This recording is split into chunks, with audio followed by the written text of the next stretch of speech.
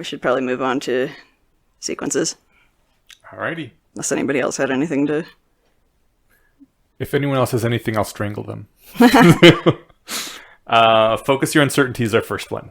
You already beat me to my joke. I was like, oh, I got something to recommend. Focus your uncertainty from LessWrong. Okay. All right. So yeah. How do we want to do this? Should I jump in or what? Yeah, you're already there. Okay. Focus your uncertainty is the first LessWrong post we're reading this time. It starts out with Eliezer proposing a hypothetical scenario where someone is asking you, will bond yields go up or down or remain the same? If you're a TV pundit and your job is to explain the outcome after the fact, then there's no reason to worry, which is, first of all, great dig on TV pundits. Like, they just make up whatever after the fact, right? But he goes on to say, suppose you're a novice TV pundit and you aren't experienced enough to just make up explanations on the spot. You need to prepare remarks in advance for tomorrow's broadcast, and you have limited time to prepare. You only got 100 minutes to come up with excuses.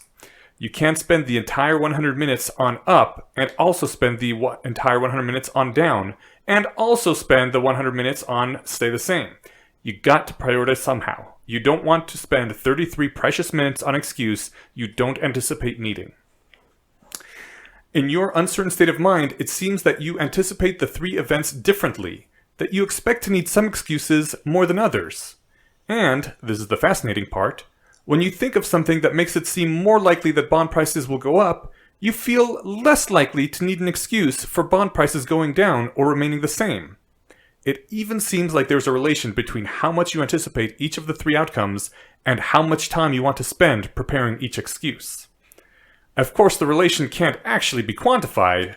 You have 100 minutes to prepare your speech, but there isn't 100 of anything to divide up in this anticipation business.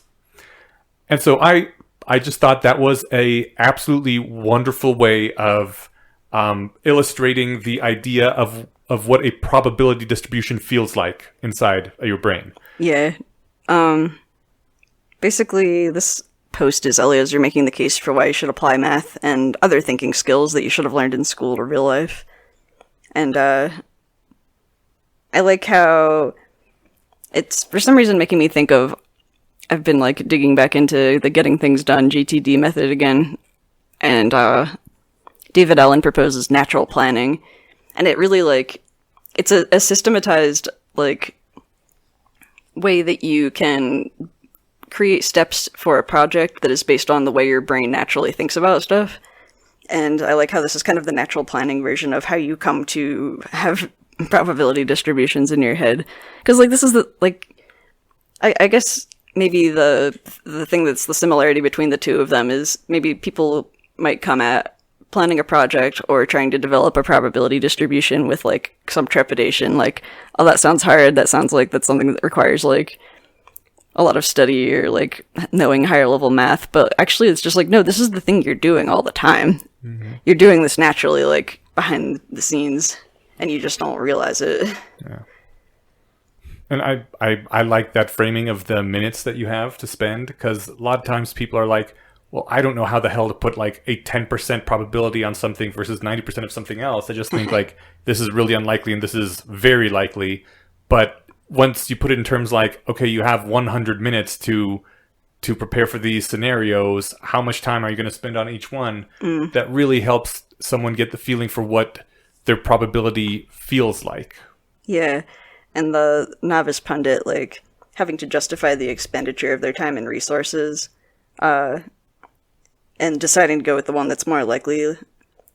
It's explaining how you can think of intuition as this conserved resource like money. There's a limited supply, and you have to decide where to allocate it, and that makes total sense if you think about it in that metaphor. Totally. And I like the ending remark as well, which was, if only there was an art of focusing your uncertainty, of squeezing as much anticipation as possible into whichever outcome will actually happen. But what would we call an art like that? And what would the rules be? Yeah, that's perfect. Yeah. That would have been, I get why that wasn't the first post on the blog, but it almost feels like it should be. It could be, yeah. Yeah. I wonder, I haven't read AI to Zombies. I wonder if it's one of the earliest ones in that. I don't think it is. No. I have no idea. This might be a good introductory post for someone that wants to get into, well, at least learning about like Bayesian rationality, but if they want to, learn about the sequences and read Kind of all that I have to say about that one, though. Yeah, me too. Good way of visualizing what uncertainty feels like. Mm-hmm. The next one is the proper use of doubt. Yeah, I can take this one if you want. Excellent. Eliezer says that organized belief systems seem like they flee from doubt. So, doubting or skepticism seems like it's scary or not allowed or unvirtuous to people. A friend replied, after he says this, that Jesuits are supposed to doubt. And at the time, Eliezer wasn't able to confirm or deny whether this was true, and I'm actually not sure if that's true either. I intended to look it up and forgot.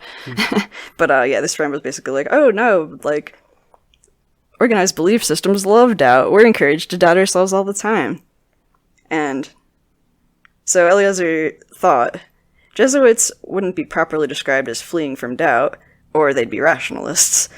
They claim that the claim that they're really doubting it all seems suspicious to him. What his friend described sounded more like a desensitization program for a phobia, like exposure therapy if you're afraid of spiders, like slowly introducing you to a photo of a spider, or like here's a tarantula in a box and you can just like gently touch it and it's tame and Like first doubt for a little while that God exists, and then at the end of the class, it's okay kids, God does exist. Yeah. So well, he was thinking rationalists should be comfortable with doubt. Whereas this, like, they're making doubt sound like a phobia here. So he likens doubt to the idea that by unweaving the rainbow, you ruin a grand mystery. Like the Keats poem. Yeah. But like the Unweaving the Rainbow was also one of Richard Dawkins' books about atheism. Well, no, or generally, like, actually, not even about atheism, about this whole idea. Beautiful Yeah. worldview of science. The thesis of that book, in my one sentence summary, would be that Newton didn't destroy the rainbow by explaining how it worked. He made the universe that much cooler and that much more beautiful, and that all of science does that. Mm-hmm. It doesn't take anything away other than your fantasy of how things you thought they worked. Yeah, or but you're underlying... like, ooh, what a cool mystery tingles. Yeah, but then you get the, oh my god, what a cool phenomena tingles, which get you off way more. Yeah, and I don't know, I always thought that. Phenomena tends to be even more cool than like the whole mystery vibe that you had before. Yeah, How everything's lightning so much actually more works complicated. is in the right framing, way more fun than just imagining Thor up there throwing a temper tantrum, right? Yeah. Now, that would be cool, but it's earthquakes, how that actually happens on something the size of a planet is really interesting. If you just thought, oh, it's because gay people are having sex, it's like, okay, like I don't see how that's nearly as satisfying as an explanation. Or even if you just don't know, that feeling of mystery is still like, it's not as good as like actually learning it and seeing how complicated it is and how all these different forces go into what you end up seeing in the world. Yeah. I feel like learning something just gives you more questions. Like, well, how does the rainbow work? Light is a spectrum of these 7 colors. Well, how does that work? And like, you start talking about wavelengths, and then what is light? And it's a wave and a particle, and you're just like, the mysteries just keep going all the way down. And so, like, you're actually just stopping yourselves from having more cool mystery tingles. Anyway. Yeah, if you want understanding tingles and mystery tingles, science is the way to go. Meanwhile, the act of solving that mystery, Eliezer thinks, that's the virtue of rationality. And I pulled a quote out. A doubt that neither destroys itself nor destroys its target might as well have never existed at all. Yeah. Oh, can I read the few sentences just before that? Oh, sure. So I pulled a little longer quote. All curiosity seeks to annihilate itself. There is no curiosity that does not want an answer.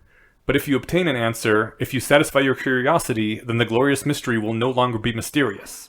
In the same way, every doubt exists in order to annihilate some particular belief. If a doubt fails to destroy its target, the doubt has died unfulfilled. But that is still a resolution, an ending, albeit a sadder one, which I think is also an interesting commentary on his personality, that he thinks it's sadder for a doubt to annihilate itself rather than the belief. Like, either one is interesting information, and some people would be, like, more relieved that the doubt was, false.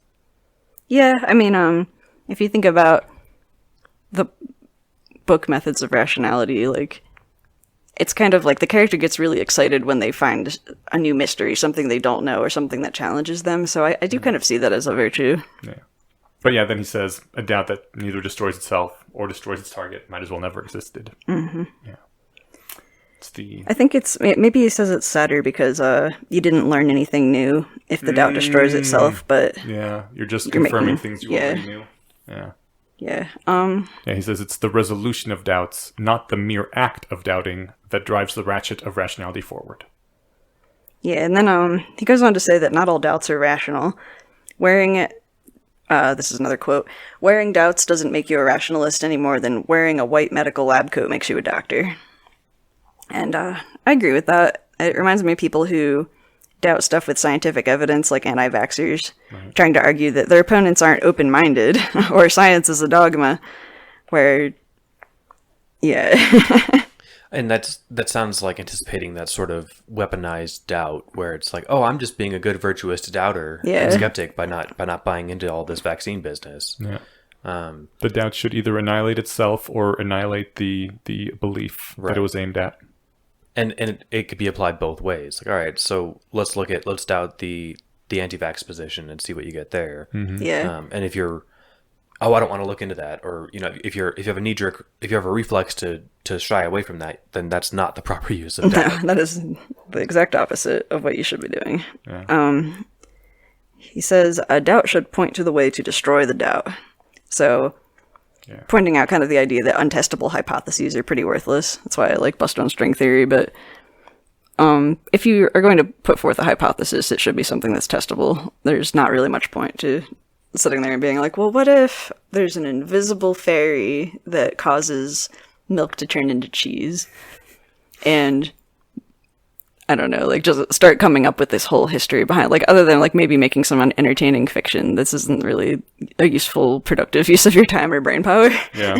He says, and here's a quote, that you need a particular reason to doubt. An unresolved doubt is a null op. Yeah, and then this ends with, if you don't really doubt something, why would you pretend that you do? Because Jesuits want to pretend they're as virtuous as scientists, or they're doing this modesty signaling thing by going, but I doubt my religion, so I'm as good as you, but this is not real doubting. It's, I think he said, maintaining the tribal status hierarchy instead of actually having a real doubt seeking to annihilate a belief.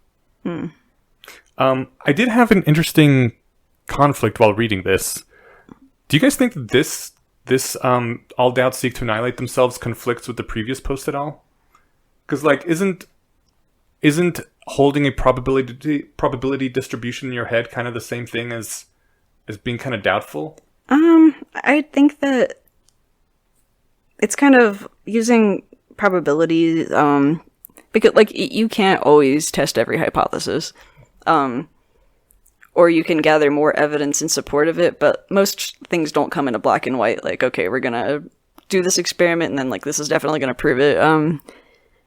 So that's just, like, a tool that you can use to kind of bring your doubt into higher resolution. I don't think that this is... I think I get what you're saying, that okay. you can use doubts to alter what your probabilities of things are. Yeah, or, like, I think it's a more sophisticated, like, first you have to be able to know what is worthwhile of doubting and why, and then, like, what the purpose of a doubt is, and then once you start developing the skills to think about these things in terms that are... this is really hard to explain. If I might just jumpstart my thought on it. Yeah, go ahead. No, I was just, like, struggling. I think the key stepping stone is to think of things in probability distributions rather than in, I believe this is true or false. Mm-hmm.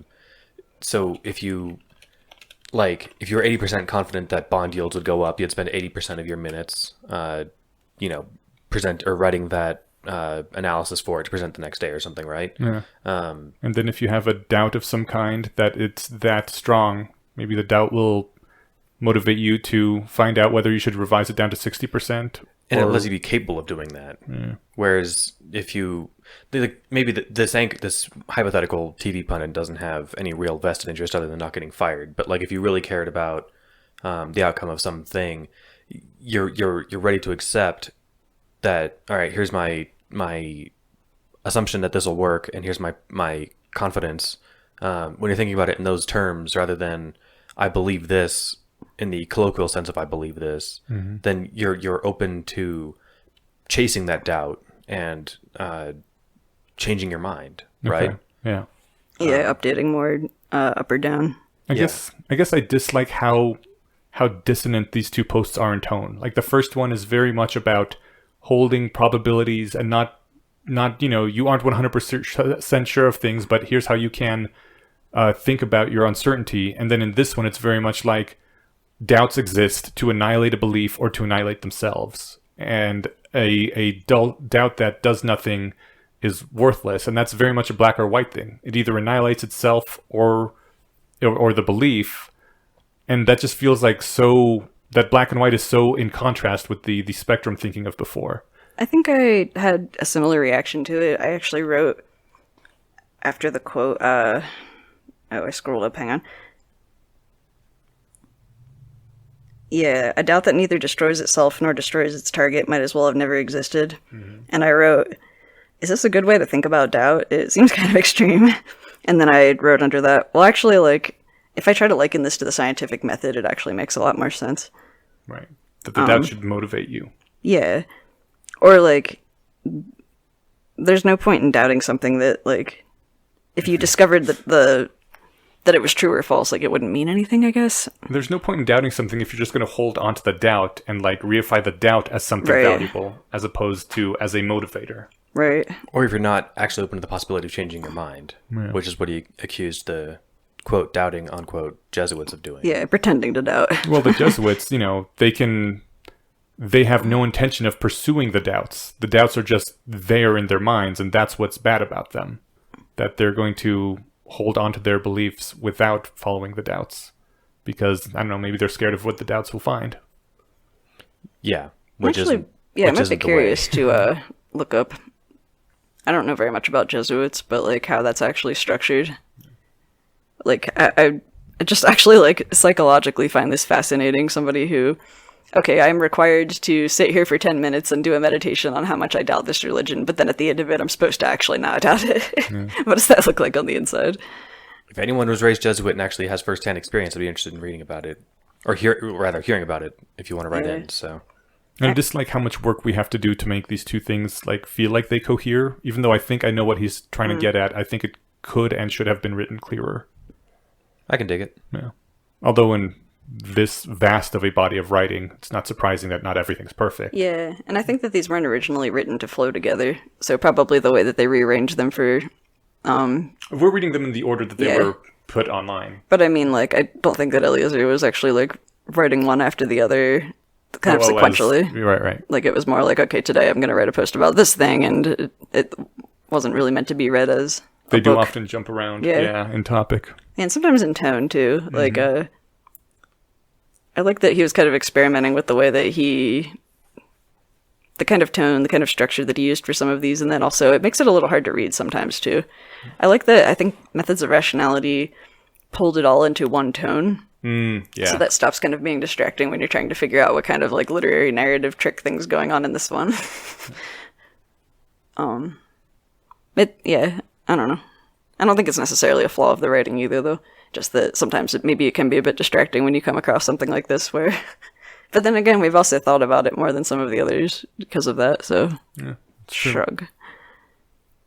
Okay, for next time we have The Virtue of Narrowness, You Can Face Reality, and The Apocalypse Bet. So 3 for next time, because one of them I remember was